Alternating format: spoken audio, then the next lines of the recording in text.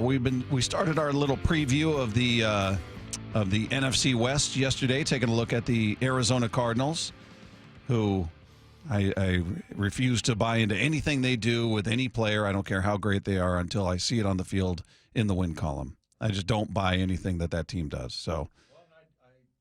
I do think, boy, it's year 15. You'd think I'd turn my microphone There's on, there's off. It's confusing. It could be one of two things. Too many choices. It's a 50-50 proposition. Yeah, I mean, as long as that team seems to go the way of Kyler Murray, yeah, I'm okay with it. Yeah, but they can beat you, certainly, but just when it's all said and done, I don't expect them to be anywhere. But Matthew Stafford is a different story, and I think when we went through looking at the schedule coming up, I think did I have 10-7 or was I 11-6 maybe? I know the Seahawks this year? Moyer was like 12-5. I think he thinks they're going undefeated. Yeah. I think he had them at 11. Yeah. So, and I think I had them splitting with the Rams, and, they've just been kind of a menace. I was looking at their numbers. I mean, offensively and defensively, it doesn't really tell the story of a playoff team, but because total offense, they were number 15, so, pretty much middle of the pack. Their defense was number 26 as far as yards anyway, and points, they're number 17, so, again, middle of the pack. But they've done a really good job with their drafts.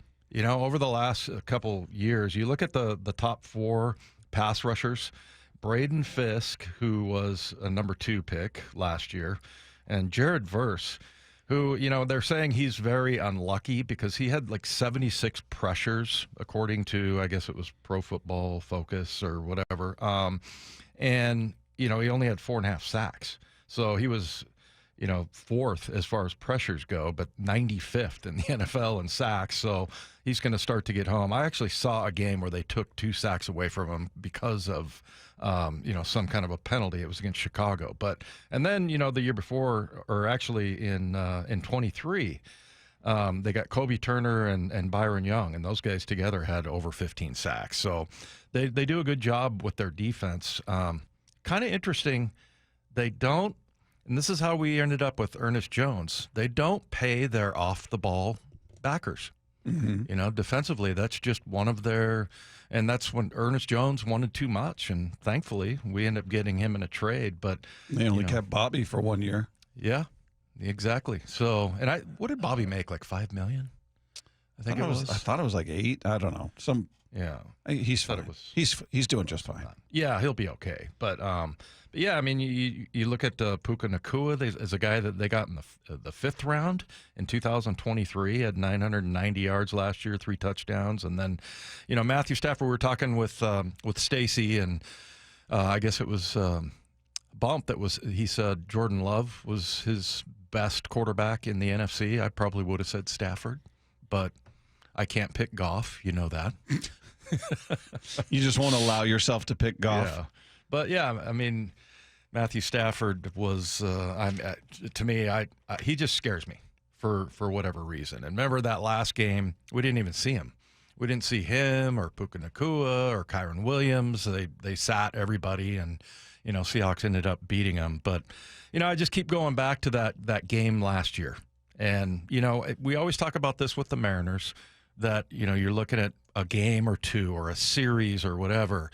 And to me, I think last year it was that Detroit series, I think, where they screwed it up. But last year I look at that Ram game at home where in overtime, they're on the 16-yard line, the Seahawks. They have a 3rd and 1 and a 4th and 1 at the 16-yard line, and they don't convert. Mm-hmm. Could have kicked a field goal, but that wouldn't have, won the game for them. But at that point, I don't even remember considering it. I was like, look, if you can't pick up a 3rd and 1 and a 4th and 1, come on.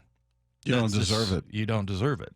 And the thing that drove me nuts about that series is that, they had everybody spread out and handed the ball to K9. He got 6 yards, 4 yards. Well, all of a sudden in those short yardage situations, they bring everybody in. It attracts all the flies on the defense, and then they're not able to pick it up. So, yeah, it came down to that, basically. That was, I mean, you could look at other games as well that kept them out of the playoffs, but, that was one where they just, since we're talking Rams, we'll say that's the one. Yeah, no question. I like this quote from Barnwell, though, that Matt put up here. Earlier in the offseason, Bill Barnwell named the Rams as the team most likely to cut coupons on defense. And then the quote is, in a league in which 31 other teams are averaging more than $136 million on their defense, the Rams are spending just over half at $71 million on that side of the ball. Yeah. So, yeah, it's interesting, and like I said, they've drafted well, and they don't. Well, pay and that's their part of it, inside right? backers, right? Those guys aren't being paid yet. Right. It's like when the Legion of Boom days, and you had Russell on a rookie contract, and you had Sherm, and you had all these guys on their rookie contracts not being paid. Right. So it's not. That was a glorious time, wasn't it? It was, and this from you read that comment and you're going, okay, they don't put an emphasis on defense. It's like, well, no, they got a lot of young talent playing on rookie contracts, right? That are cheap by football standards. So yeah, that the dollar amount is not going to be huge on that side of the ball yet. Right. It will be if they keep all these guys. Yeah, and I got to say that Braden Fisk, I mean, that was a hell of a draft because as a rookie, he got 8.5 sacks. Where was he picked? He was a second rounder. So, and remember Jared Verse? I remember talking about him, and he was like the one edge rusher. Seahawks fans wanted him. Yeah, and he has been really good as well, and lots of pressures like we talked about. But yeah, they just do a good job with the draft. It seems like, and every year it feels like they're able to somehow, just because they have certain principles, and one of them is not paying their inside backers, for example. So, yeah, I mean that's.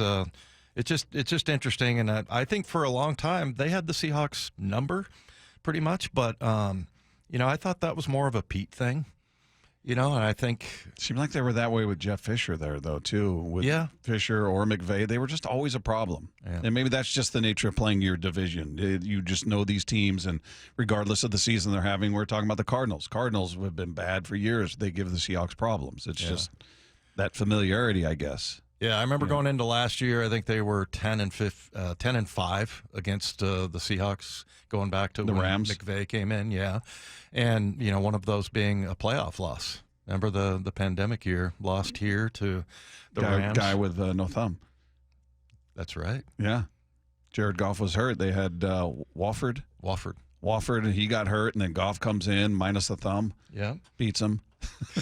How does that dope come in here and? No. That dope was the second leading passer in the league last year. I know. 4,600 yards for Jared Goff, 72.4% completion. And he had 37 touchdowns and 12 picks. He was really good. I'll tell you, last year, Baker Mayfield, same thing down in Tampa Bay. Mayfield, 41 touchdowns, 16 picks, he was third, 4,500 yards, 71.4% completion. Yeah. And then we talked about Sam Darnold, just sort of these resurrecting careers. Yeah. And I just remember when the Rams, they decided, I remember seeing, they were in a playoff game. I think it was against the Packers. This might have been 2020. I can't remember.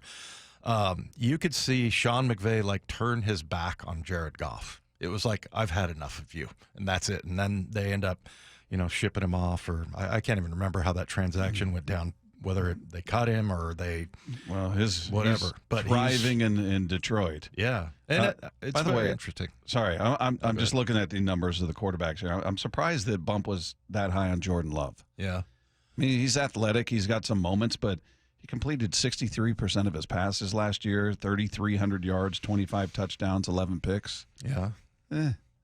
Yeah, I mean, sometimes you look at players and the numbers don't necessarily justify it, but I guess he's going on potential. I didn't hear what he brought up about him. I think his rationale. He thinks he's a smart quarterback. That's for sure. Yeah. So there's a look at the Rams. They don't spend a ton of money yet on the defensive side of things, but they got some studs on that side of the ball, and they've also strength of schedule. They've got the 16th easiest, according to ESPN, and their win total they've got set at 9.5.